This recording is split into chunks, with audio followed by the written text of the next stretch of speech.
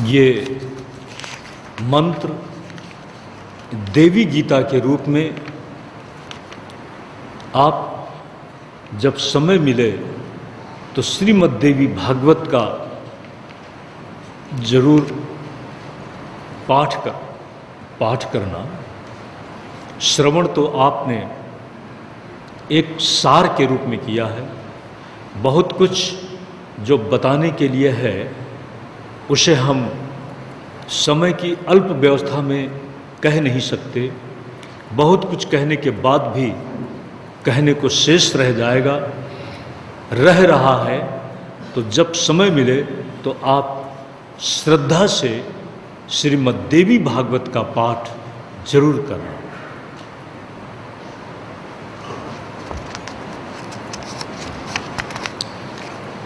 वही सती, वही महाशक्ति पराम्बा जब देवताओं के द्वारा प्रार्थना की गई है तो जगत का उद्धार करने के लिए पार्वती के रूप में प्रकट हुई हैं।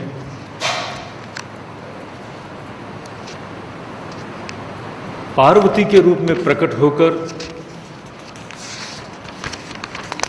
जहाँ तक मैंने सुना है, आज भी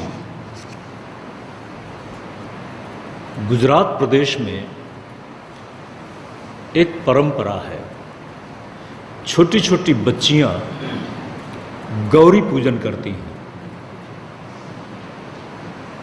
दूसरे प्रदेशों में कितना करती हैं मुझे ख्याल नहीं है, लेकिन गुजरात में आज भी बेटियां गौरी पूजन का व्रत भी रखती हैं। मुझे नहीं लगता कि कहीं लक्ष्मी पूजन की परंपरा हो।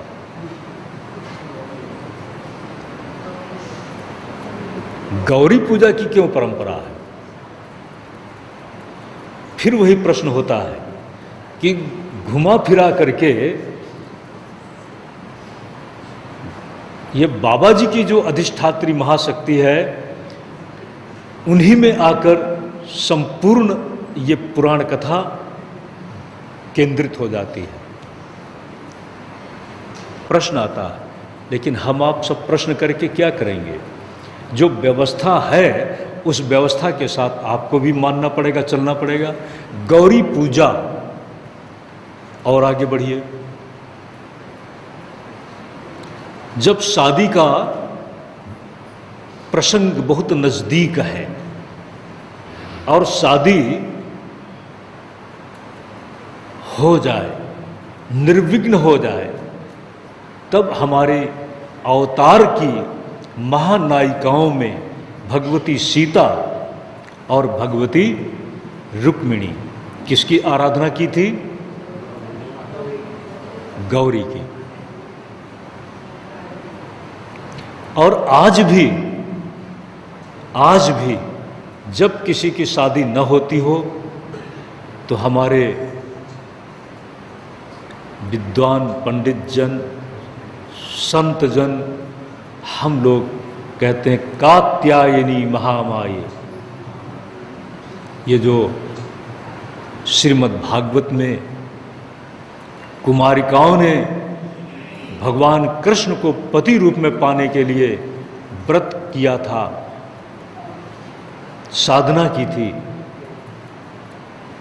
उसका उपदेश करते हैं।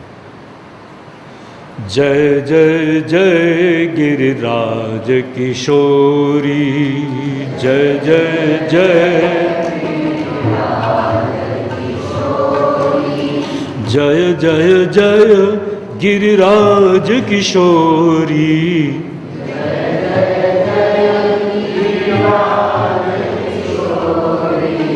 जय महेश मुख चंद्र चकोरी,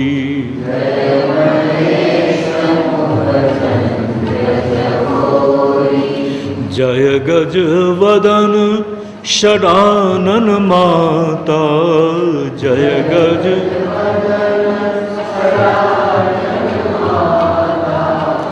जगत जननी दामिनी दुधिगाता,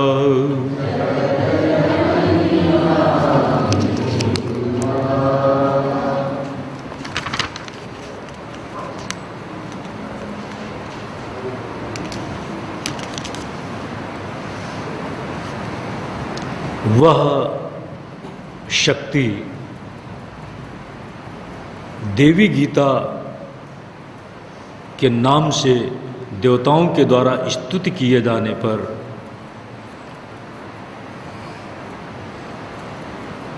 प्रसन्न होती है और संसार के उद्धार के लिए पार्वती रूप से जन्म लेती है। पार्वती आज भी हमारे लोक जीवन में एक अखंड सौभाग्य की कल्पना के साथ आराध्या है।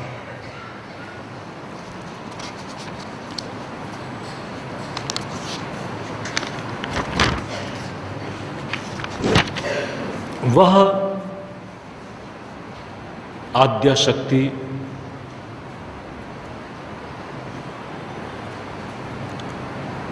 हमारे शरीर में चित्तकला के रूप में हृदय में निवास करने वाली और इसी के साथ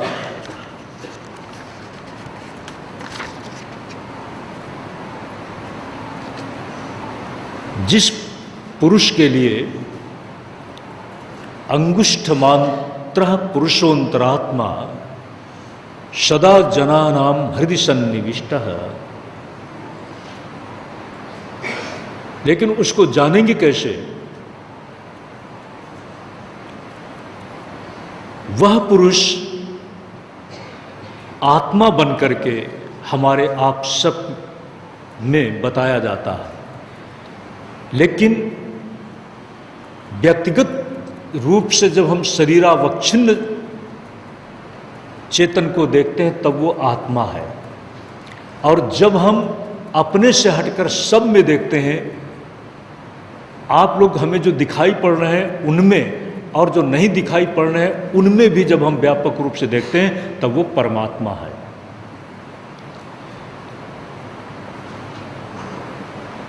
जो विद्युत प्रकाश हमें आपको इस विशेष कक्ष में मिल रहा है, सभागार में मिल रहा है, वही विद्युत प्रकाश उसी जगह से और जगह पर काम कर रहा है। तो विद्युत तो एक जगह से ही आ रहा है ना, बिजली तो एक जगह से ही केंद्र से आ रही है। ये बल्ब और ये पंखे सब अलग अलग हैं, उसके नाम बदल गए क्रिया के साथ, क्रिया रूप उपाधि के कारण नाम बदल गए।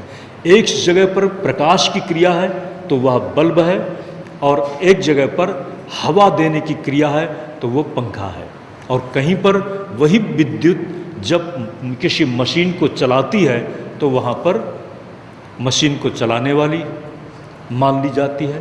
क्रिया भेद से उसके नाम भी अलग अलग पड़ जाते हैं, किंतु विद्युत ही सब जगह एक है, काम कर रही है। कहाँ उसको कैसे जानेंगे? वो बल्ब टूट जाता है तब भी वह है, और देखो फ्यूज हो जाए तो यहाँ नहीं है लेकिन अपने केंद्र में तो है। बल्ब टूट जाए तो विद्युत है, पता नहीं चलेगा। इस शरीर का कोई आंतरिक रचना तंत्र विखर जाता है तो चेतना का जो प्रकाश शरीर में चल रहा है, चेतना का जो अभिव्यक्त रूप हम देख रहे हैं, उसको नहीं देख पाते। एक बात कभी ऐसा होता है कि विद्युत फ्यूज हो गई, अब आप बल्ब लगाते रहो, वो प्रकाश होता ही नहीं, बल्ब भी ठीक है लेकिन बिजली चली गई, ऐसा भी होता है। तो लेकिन चली गई तो इसका मतलब ये नहीं कि यहाँ नहीं है, लेकिन अपने केंद्र में तो है। उसका भी कोई न कोई प्रवाह जो चल रहा था, उस प्रवाह में साधक कोई स्तंभ था और स्तंभ से गुजरता हुआ तार था, वो वहीं कहीं पर विकृत हो गया, छिन्न भिन्न हो गया, इसलिए यहाँ जो प्रकाश हो रहा था वो लुप्त हो गया, तो वह सदा है। उसके लिए कहा न जायते म्रियते तत्कदाचित नायम भूत्वा न बभूव कश्चित अजो नित्यः शाश्वतो यम पुराणो न हन्यते हन्यमाने शरीरे। हमारे उपनिषद और हमारी श्रीमद् भगवद गीता और देवी भागवत की ये प्रस्तुति तीनों बहुत ही समानांतर है।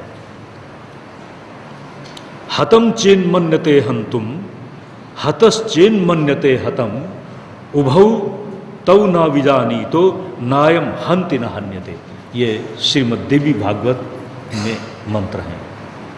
तो ये चित्कला के रूप में महाशक्ति हमारे हृदय में है, और वही चित्कला, ध्यान दें, जीवन का स्पंदन कहाँ से चल रहा है? हृदय से।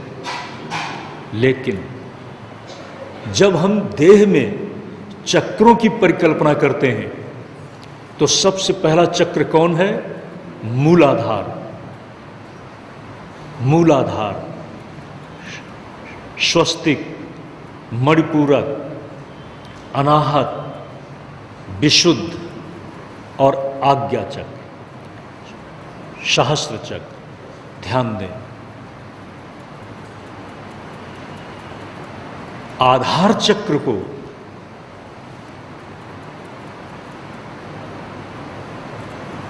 जो आधार रूप ही है, प्रथम महत्व है। हमारी आपकी साधना की शुरुआत कहाँ से होगी? आधार चक्र स्वस्थ रहना चाहिए। अपने आधार में उस कुंडलिनी महाशक्ति को समझ लिया जाए। ध्यान देना, आधार से लेकर के वही कुंडलिनी इस सहस्त्र चक्र के साथ जुड़ी हुई है। ईड़ा और पिंगड़ा, और इसी के साथ मध्य में सुषुम्ना, इन नाड़ियों के मर्म को जानता हुआ साधक जब चक्र भेदन की क्रिया से एक एक चक्र से ऊपर उठता चला जाता है, एक एक चक्र की विशेषता को समझने के साथ और आगे से आगे बढ़ता चला जाता है, तो इसी के साथ संसार चक्र भी शांत हो जाता है। योगी की योग साधना और ज्ञानी की ब्रह्म विद्यात्मक साधना, दोनों का ये एक संगम है। योगी अपनी इस साधना से जिस संसार चक्र से अपने आप को ऊपर उठाकर निष्प्रपंच की अवस्था में स्थित करता है, उसी इस जगह पर, उसी कक्षा में ब्रह्म विद्या से अपनी स्थिति को बनाता है। वहाँ पर योगी और ब्रह्मज्ञानी दोनों एक हो जाते हैं। ध्यान दें, वही चित्कला जो हृदय में छिपी हुई है, कुंडलिनी के रूप में जानी जाती है।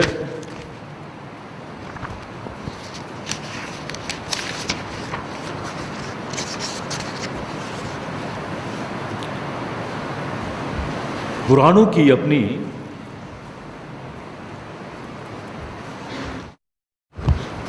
एक परंपरा है। जन्मेजय जी महाराज सुनते सुनते थोड़ा सा इधर उधर देखने लगे। अगर आप लोग देखने लगे तो कोई आश्चर्य नहीं है।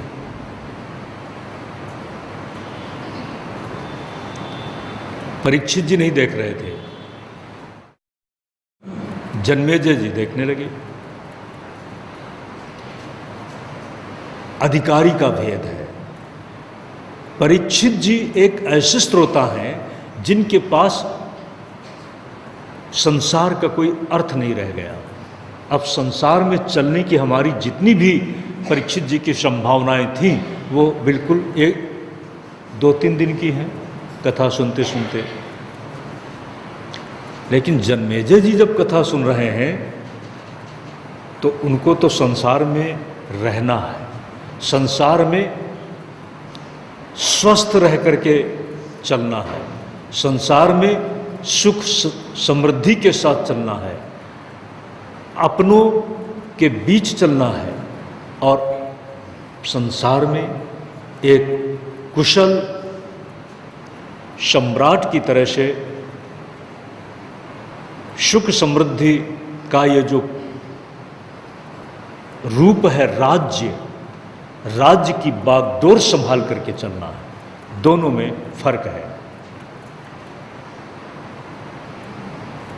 परीक्षित जी को इधर उधर देखने का कोई प्रश्न ही नहीं था। अब किसकी चिंता, जब खुद ही नहीं रहेंगे तो चिंता किसकी करना है। और परीक्षित जी के सामने कथा सुनने के बाद भी संसार है। जन्मेजय जी के पास कथा सुनने के बाद भी संसार की व्यवस्था है। संसार को देखने की, चलने की, सुनने की, समझने की उनके पास एक कम से कम संभावना है। इसीलिए कभी कभी वो इधर उधर देखने लगे। तो उस समय व्यास जी महाराज कहा, जन्मेजय, ये संसार कितना ही देख डालो अच्छा है, लेकिन इसको देखते देखते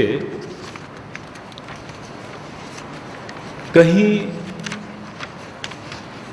अपने को देखना ना बंद कर देना। क्योंकि 2 तरह के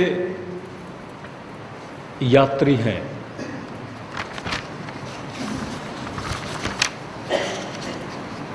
विज्ञानवान सारथी यस्तु, जिसका सारथी जगा हुआ हो, ज्ञान के साथ अवेयर हो, तो वह रथी को लक्ष्य तक पहुंचा देगा। और जिसका सारथी, मान लीजिए आप किसी मोटर में बैठे हुए जा रहे हैं, आपकी जब तक नज़र नहीं पड़ी तब तक ठीक है, लेकिन जैसे ही आपकी नज़र पड़ जाए कि आपकी मोटर को चलाने वाला ड्राइवर झपकी ले रहा है, तब आप क्या सोचोगे? आपकी मोटर को चलाने वाले ड्राइवर को कभी कभी नींद का झोंका आ जाता है, तब आपको जगते रहना चाहिए। सारथी जगा हुआ रहे, इसको समझने के लिए भी आपको जागृत रहना पड़ेगा। गहरी नींद में मत सो जाना। अगर आप मस्ती में सो जाते हैं तो वो उसको भी तो झोंका आ सकता है। तो जब झोंका आ सकता